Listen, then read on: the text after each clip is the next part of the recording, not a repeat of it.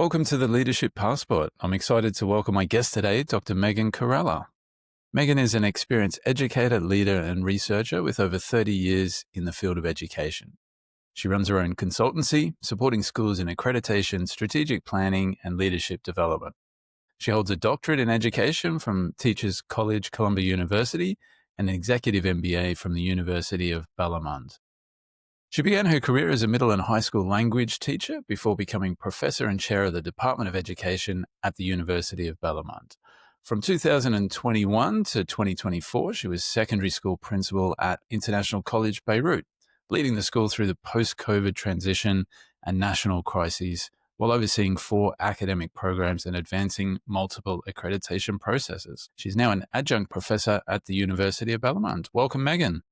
Thank you. It's a pleasure to be here. And Kevin, I want to say I'm a big fan. I've been watching your podcast and I'm so happy to be on it here today. Well, I'm looking forward to our conversation. So I wonder if we could start with what inspired you to get into international schools and education and become an education leader. Well, so it's just a lifelong journey. I'm what was then considered a third culture kid between Lebanon and the United States because of the war, moving back and forth. And so my love for international education and leadership has helped me along this path. I think nowadays the term third culture kid is a bit old and maybe we need to think of new definitions for that. But really, the defining moment to become a leader was, I think, COVID, because I had been at the university for 15 years and working in higher ed, but as an education professor. So I felt COVID gave me the chance to think, okay, maybe I need to switch in a career and become a leader in a school. And I was lucky enough to be able to go back to my school and to be able to go back to the school in which I taught to be a leader. And it must have been such a challenging time. It certainly was for so many people during COVID and, as the shift to online and in person and hybrid and, looking after people's well-being, staff and students, such a challenging time. One of the biggest challenges was around inclusion, how to make sure that people were included in that sense of belonging still existed. So how do you kind of define that inclusive leadership in a school, and how has that maybe evolved since COVID? I think, and I keep on thinking about it and talking about it, and I think we're at the very beginning of what has been a paradigm shift in education overall. COVID was global, but also Lebanon in specific had many issues at the same time. So we had the COVID epidemic, we had the financial crisis, we had the Beirut explosion, we've had political unrest, and so all of these aspects have come together. And I think redefining education in general, but international education probably in specific, because we have moving families who are moving all around. Inclusion has to be at the heart of all that we do, because it's not just academic inclusion, it's emotional well-being. How do we create places in international schools that really create that enormous sense of belonging? And that's what we need to look for, especially that, not only just technology, but AI, and looking how AI affects our creative and critical thinking. It's a big conversation, but also AI juxtaposed with student agency. And then of course, social media. So technology is going to have a big impact. I think our generation, and I want to include you in my generation, but I think you're a bit younger. We can begin to study and look at it, but I think we definitely need to include the younger voices, the voices between all learners up until, in their 30s, because they were impacted by COVID. And they're going to have to redefine where we're going, especially in education. Mm. Yeah, and we were talking just earlier before we started recording this a little bit about accreditation. And, I think accreditation can be regardless of the agency organization, can be a wonderful driver for some of these things and a wonderful partner for, school improvement. A lot of the work that you do as part of accreditation, supporting schools with that, what do you see as some of the biggest misconceptions about accreditation and processes in international schools? Well, I don't know if there's a misconception because I think most international schools, at least in Lebanon, but I know in some of the other Gulf countries, need to have accreditation if they're offering an international program. So accreditation agencies offer frameworks, and the accreditation agencies that I work offer frameworks for reflection. And so the reflection is an internal reflection. The accreditation visitors, the frameworks help refine and define the pathways that reflection should go. But each school has its own identity and its own ways in which it wants to reflect. So there might be misconceptions at the beginning when the school starts, what kind of agency they want to go with and move forward.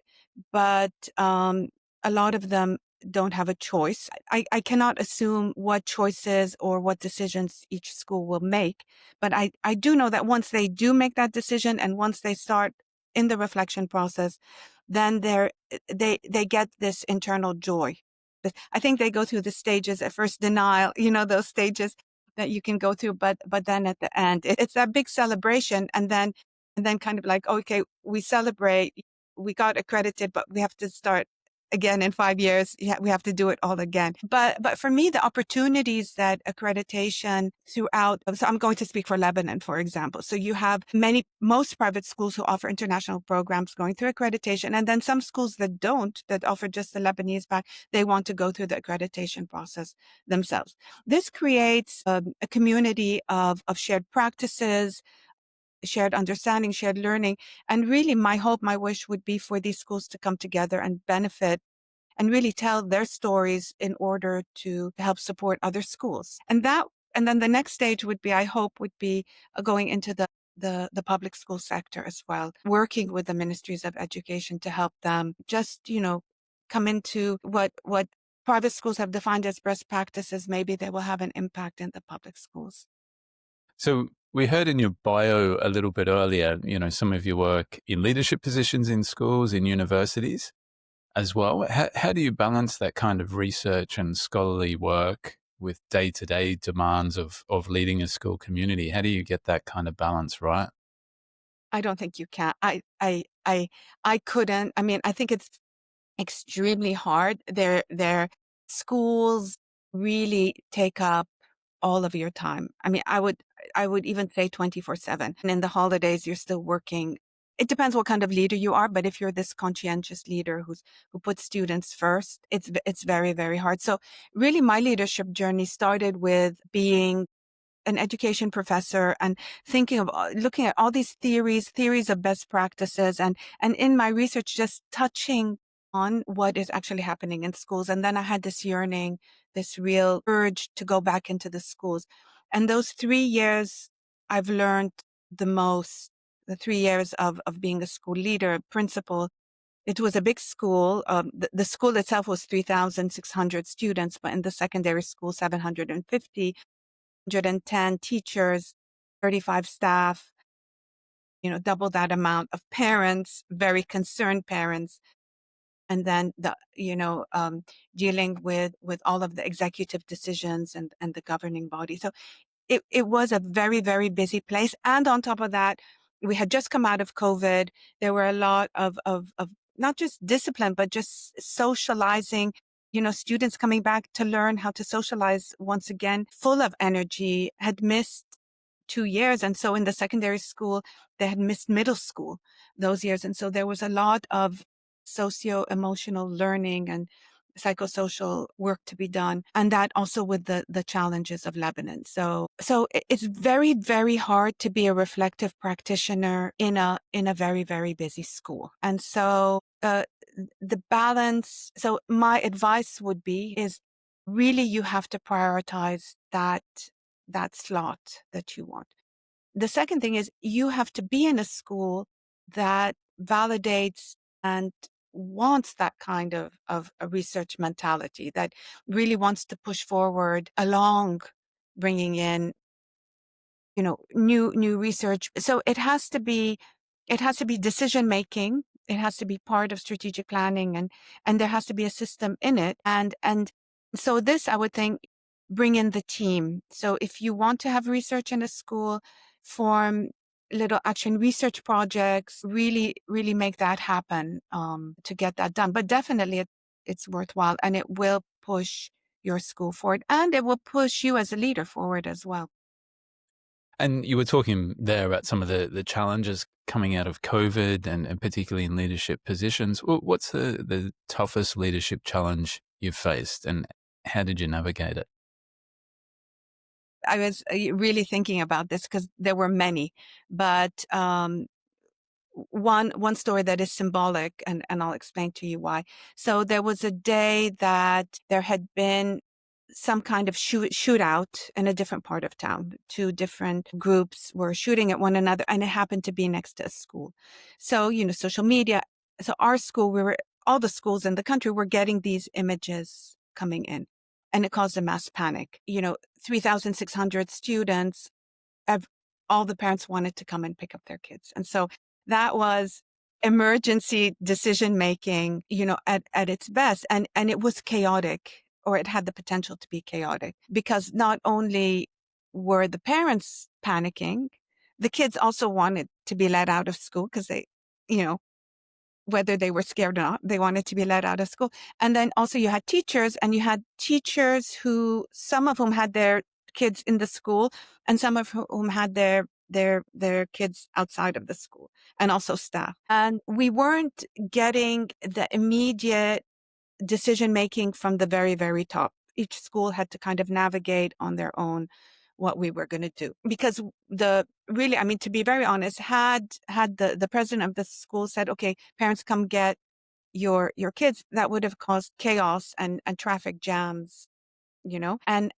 had we said, don't come get your kids, then the responsibilities, it was like this gray zone. And it was a very, very high tense situation. The success story was, we had the systems in place. We had a really, really strong team of staff, of middle leaders, and the system just fell into place. We had about 10 minutes of a leadership team meeting. 5 people will receive phone calls. One person will, bring in all of the information. This group will deal with the teachers. The teachers who have their kids outside will send them home. But the other teachers have to stay in because we have to control. Advisors would take care of each class. We'd have the checklist.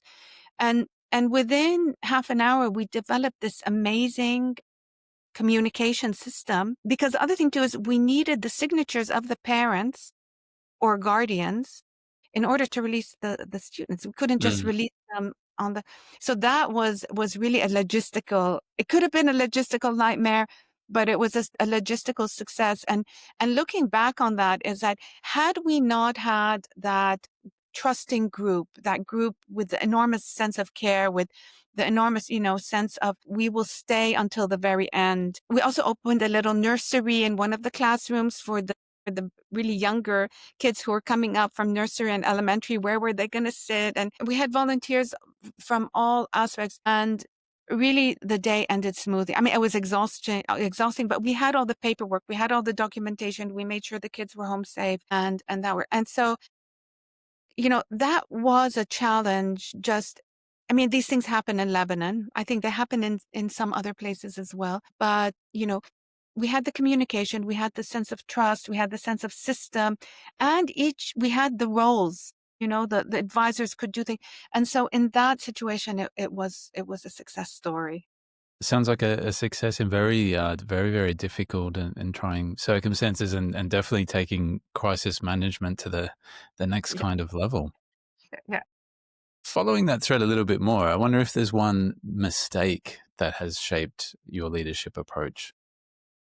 Thank you for that. And that was, something. Mistakes, I never look at mistakes, because mistakes in hindsight is just really something that you haven't reflected on and moved forward. We all make mistakes, and I think leaders definitely do make mistakes. You can't. So what do we mean by a mistake? I think if you're in an organization, I think any organization, not necessarily just a school, in which you are really supported in your decision making, and your decision making is very, very clear, and it is supported by, not just by the leadership, the upper leadership, and worked within the strategic planning, but also you have the buy-in of your whole team. Those mistakes shouldn't happen very often, but of course they do. You have moments where you go into a meeting with a parent completely unprepared, and you get railroaded, or feel that, oh my God, that wasn't well planned. We do those things, and then we learn from those smaller mistakes. I'm going to bring in the student's file and really know what's going on before I walk in. So we do have those kind of mistakes, but we, in our yearly evaluation or yearly reflection, really have to work through those mistakes to see how they can fit within a system to make them better. I think for me, the biggest mistake, and I wouldn't call it mistake, I think it was a misreading of an international school. I think international schools are places where you're dealing with different cultures. You have the internationals coming in, maybe not necessarily for a very long time, 5 years, 8 years, and then they build up their portfolio and they might move somewhere else. And that's kind of like the career path they go on. And then you have the nationals, the locals, the people who are there forever. And I think my biggest mistake was not reading the vibes between these two kinds of cultures and making leadership decisions that maybe seemed to have favored one over the other. And I can think of a very specific example, because as a leader, um, I really admire people who think with innovation. They look at their school and they say, oh, can we try this thing just to make it a little bit better? Or can we tweak the career fair to make it a bit bigger? And my leadership says, okay, let's pilot it. That's going to be what we're going to try to do. Let's try it on a small scale. And I'll support you, but show me the steps that you want to do, and let's try to get it done. But when the pilot is successful, other groups feel a bit kind of left out, and this causes a lot of tension. And if I had hindsight and I could go back, I think I would have read the room a tiny bit better.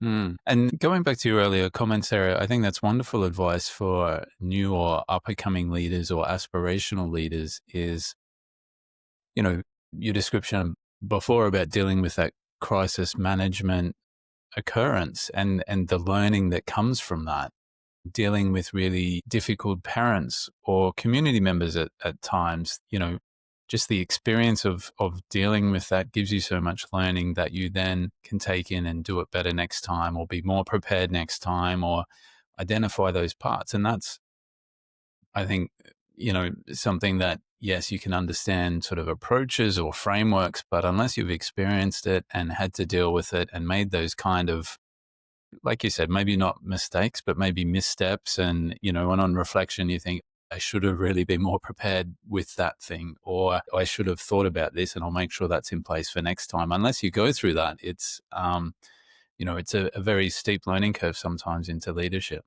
Yeah, yeah. And I think what's different in schooling is the students at the heart of are the heart of everything that we do.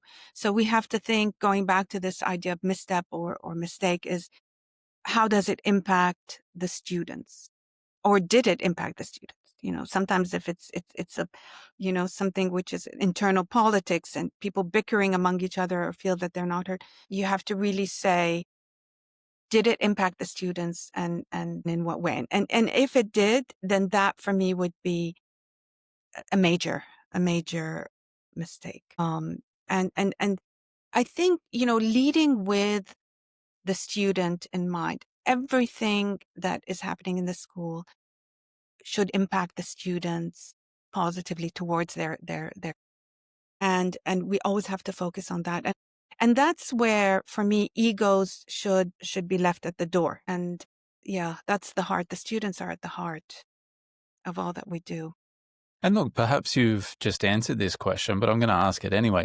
What advice would you give to aspiring school leaders who want to build this kind of inclusive and culturally responsive environment? Okay, that was the first one. I mean, students, every decision, and it got to the point where my assistant principal, she would walk in and she'd say, "I know you put the students, the students are," but it really is is true because any professional development that we do as a teacher or as a leader, we're trying to improve these best practices. Any new research that comes into the school, it's to make not only the teaching and learning, but the whole ecosystem of the school better. But I mean, some little pieces of advice is document everything you do. All right. Whether you're a teacher, leader, whether you're a middle leader, whether you're a principal, and document it not as, oh, I want to protect my back, or I need to, take this, she said this. Document it as if it was part of the bigger strategic plan of the school, because that becomes, where do you fit in as an individual in the whole school system? And if you can imagine that every professional development that you do, every conference that you go to, every conversation that you have, and we have a lot of interesting conversations in schools, a lot of them. Write them down in a little diary, document them, and then take moments to reflect, where does this fit in terms of where the school is going, the vision of the school, the values of the school, the mission of the school. And if you start to find out that actually a lot of what you're doing doesn't really fit into that school, then maybe that's a wake-up call that it's not that you're doing something wrong or the school is doing something wrong, but maybe you don't really belong there, right? And I say that to my education students at the university, because they come and they say to me, "Oh, you're teaching us interdisciplinary, you're teaching us how to do projects, we're going to go into the schools," and they don't want that. So I say to them, "Well, do you want to be in a school that doesn't want that?" And then they look at me like, but then of course it's a job, and we all need jobs. And so the decisions we make. But I think that kind of documentation really helps with reflection. And that goes on to the second piece of advice is, don't wait for a title to be a leader. Because what happens in schools with all of this PD is that we all think, okay, we're doing the PD in order that we can get a promotion, which is great. We love it. We all want to be that kind of leader, but there are a finite number of their spots in terms of that leadership. So how do you define yourself as a leader, and where do you want to go with all the energy that you have? And so don't think of the title, think of you yourself, of where you want to go. And so that's something. And then the third is a bit touchy, but I've been thinking a lot about it. And that's part of why I've opened this consultancy, is that you see a lot of brilliant leaders in school, teacher leaders, admin leaders, and then they start to reach retirement, and they're still young and energetic, and they and then suddenly retirement comes, and they're like, okay. So plan your exit. And there could be many ways to plan the exit. For me, is the research is the kind of exit where I want to go, and I'm lucky that I have it. But I would really want to work with those kinds of leaders who really have all that energy. And then, but it could be also for international school principals. Always plan your exit and give yourself enough time to reshape your career identity, or even your whole identity, to try to see where you're going to go next. Hmm. That's really wonderful advice. And it's not often a focus, is it? A lot of people are focused on the entry points. How do I get a promotion? How do I apply? What does this look like? What training or skills do I need?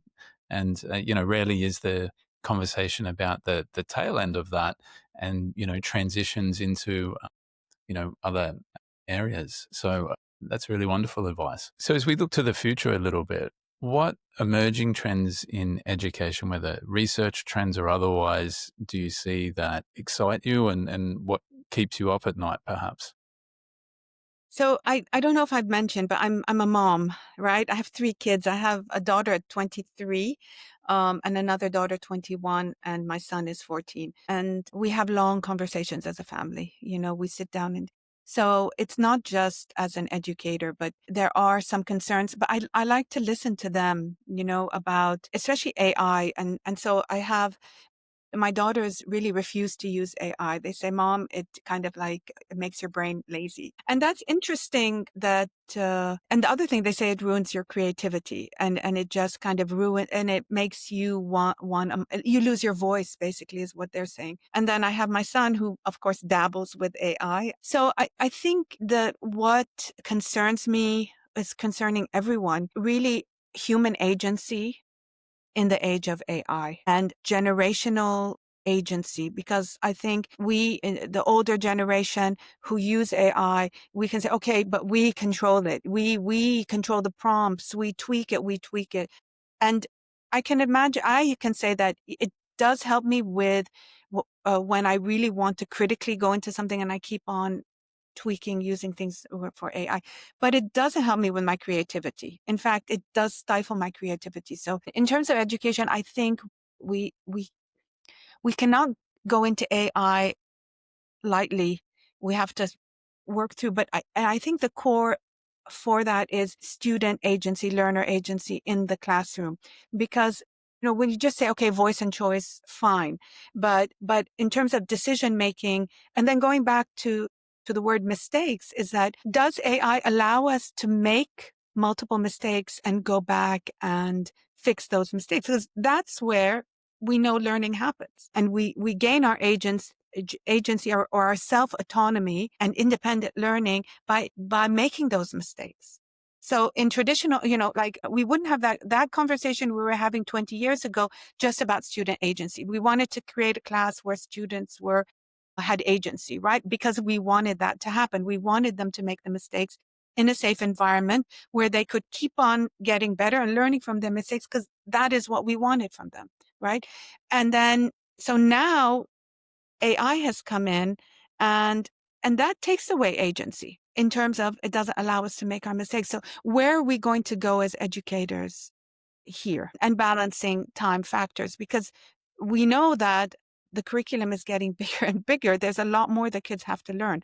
And so we want to push, especially in more traditional kind of, I'm losing my words, in terms of, when we're teaching for the test or when they have exams, we have to cover a certain amount of material. So it's going to be something that we grapple with.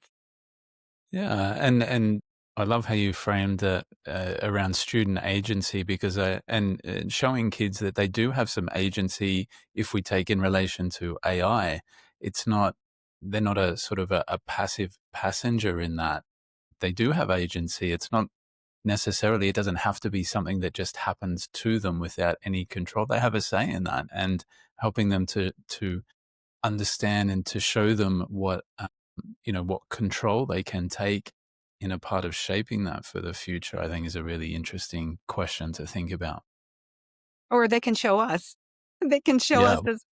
that's much more likely. I agree with you on that one. How about a couple of quick questions to wrap things up? What is one key leadership habit or mindset that you believe makes the greatest impact? A reflection. I mean, yeah, a reflection based on reading and research. Your favorite book on leadership or life? So Steve Bartlett has a podcast series, and I don't know if you've heard of him, A Diary of the CEO. I just like him because he's very warm and he's funny and he's charismatic and he has good advice. I do follow him. Yeah, he's what I love about him, he's just so calm and patient and composed. I'm not sure how he manages that, but he does. Yeah, yeah. But he's quick too, and he calls you out, and he picks interesting people to interview. Yeah, yeah. I like him a And lot. quite often, I find myself thinking when I listen to him, these are the questions I want to know. Like, he's asking the questions that I'm interested in hearing from his guests. So Yeah. I find that interesting. One thing you do daily that helps you to lead better. I talk to my family, and I have some really great mentors, and especially as you have highly demanding positions, you need to have mentors. People who can call you out, who you trust, who will give you the best advice. It's really necessary. A leader, past or present, that you admire. My husband, he's one of the leaders, humanitarian leaders in the World Food Program. He's been through all crises, and yeah, I admire him and Amazing. support him all the way. And finally, the best advice you've ever received. Well, I would want to say this too shall pass, because sometimes you need to know that it will pass. Well, I think that's a great note to wrap things up. So thank you so much, Megan, for joining No, me no, today. It's no. I have been a pleasure chatting with you. one more thing I want to add, please, because I Yeah, was of waiting course. for you to ask me what is the song that Yes, tell me. my leadership, and it's 100%. It's Billy Joel. We didn't start the fire, because it's all about history and passing down responsibility, but also taking responsibility. And my kids and I blast it in the car and we sing it. So it's a great stress relief, but it's a really great lesson in leadership. Yeah, it's a wonderful song, isn't it? And I'm not sure if you've heard, just on that note, I don't know if you're aware of the band Fall Out Boy. So they've updated that. And there's like a new version with new lyrics for the, kind of 21st century references in there. It's an interesting take on it. It's great. It's great. And in both versions, Lebanon is mentioned. And I don't know if that's good or bad, but it's true for that. What do they say? All publicity is good publicity. Yeah, yeah. Well, look, thanks so much, Megan. I really appreciate your time today, and it's been wonderful chatting with you. Thank you. It's been a pleasure. I've had fun and it was a great conversation. And thank you. Thanks so much for listening to the episode. If you enjoyed this conversation, don't forget to subscribe, like, follow, etc. Drop a comment below to let me know anything you'd like covered in upcoming episodes or suggestions for future guests. You can also connect with me on Instagram and LinkedIn.